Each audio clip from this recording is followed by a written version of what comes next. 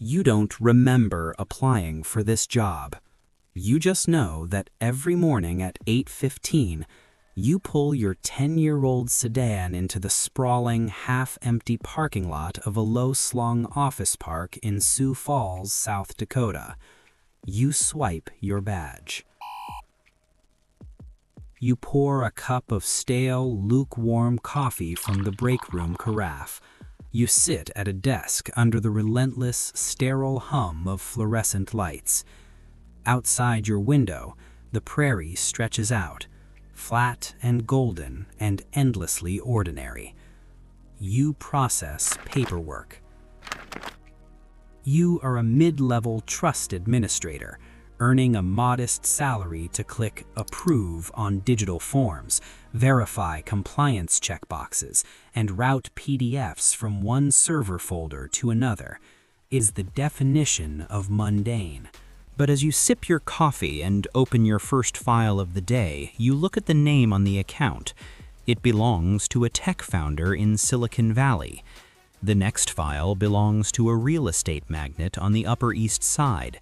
The next, a hedge fund manager in Geneva. None of them live in South Dakota.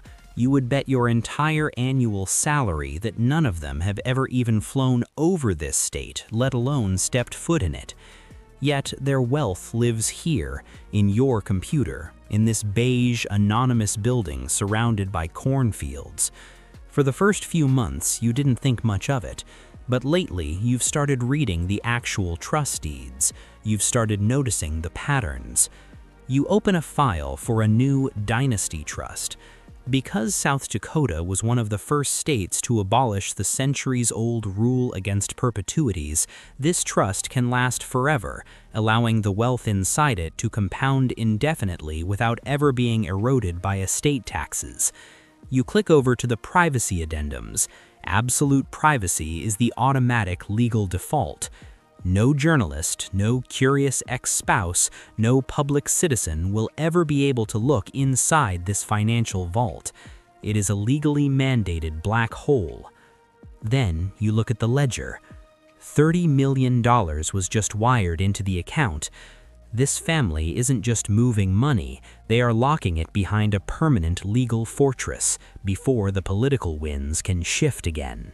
You watch as the $30 million is funneled into a spousal lifetime access trust. You see another $37 million shifted into rolling grantor-attained annuity trusts to freeze the value of their assets today and push all the explosive future growth to their children, completely tax-free. You sit back in your chair. The office is entirely quiet. This is the critical line. The ultra-wealthy do not live in the same reality as you. You and everyone you know in this prairie town are bound by the physical geography of your bodies. If you get sued, your house is at risk.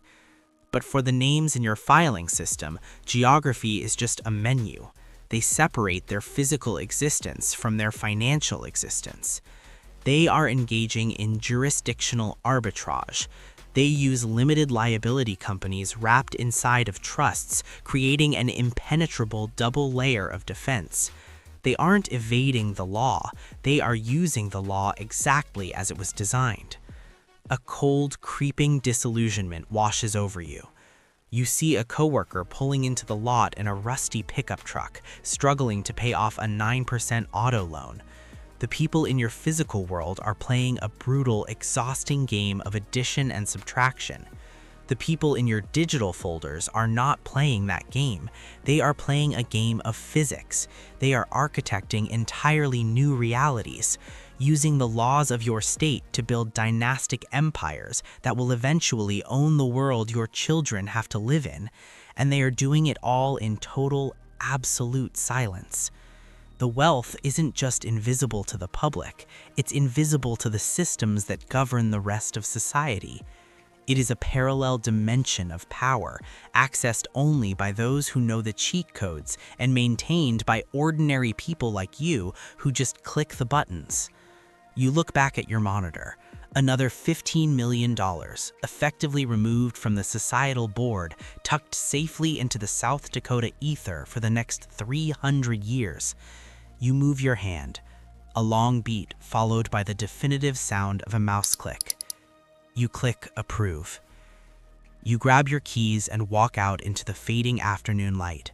You get into your 10-year-old car. You drive home through the flat, golden, empty landscape. It looks exactly the same as it did this morning. But as you drive, the silence of the prairie feels different. It feels incredibly heavy, because you know exactly what is buried beneath it. The systems that govern our reality rely entirely on your willingness to look away. But we are looking. Subscribe to Unflocked to see the rest of the architecture.